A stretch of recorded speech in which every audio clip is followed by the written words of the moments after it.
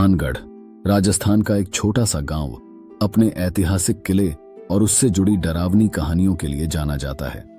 सदियों से इस किले को लेकर रहस्य और भय की कहानियां चली आ रही हैं। भानगढ़ का किला शाम होते ही वीरान हो जाता है, क्योंकि स्थानीय लोग मानते हैं कि यहां रात में रुकना बहुत खतरनाक है।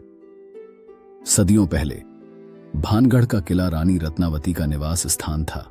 रानी अपनी सुंदरता के लिए प्रसिद्ध थीं और उनके रूप की चर्चा दूर दूर तक थी। उसी समय सिंधु सेवड़ा नाम का एक तांत्रिक भानगढ़ के पास रहता था। वह रानी की सुंदरता पर मोहित हो गया था, लेकिन जानता था कि रानी उसे कभी स्वीकार नहीं करेंगी।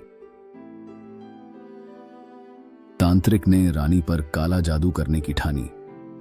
उसने एक विशेष इत्र तैयार किया और योजना बनाई कि अगर रानी उस इत्र को लगाएं तो वे उसके वश में हो जाएंगी। पर रानी रत्नावती उसकी चाल समझ गई और इत्र को एक बड़े पत्थर पर फेंक दिया।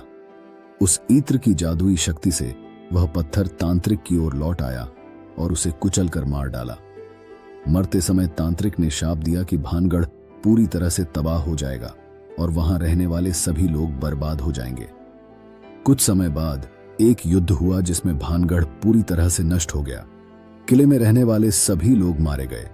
कहा जाता है कि तांत्रिक के शाप के कारण भानगढ़ के लोग कभी शांति से नहीं जी सके और उनकी आत्माएं आज भी भानगढ़ के किले में भटकती हैं।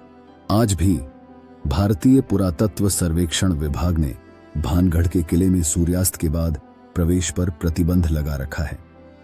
स्थानीय लोगों का मानना है कि रात के समय किले के अंदर अजीब-ओ-गरीब घटनाएं होती हैं। कई लोगों ने रात में वहां से चीखने चिल्लाने की आवाजें और भूतिया छायाएं देखने का दावा किया है। कहते हैं कि जो भी भानगढ़ के किले में रात में गया वो फिर कभी वापस नहीं आया।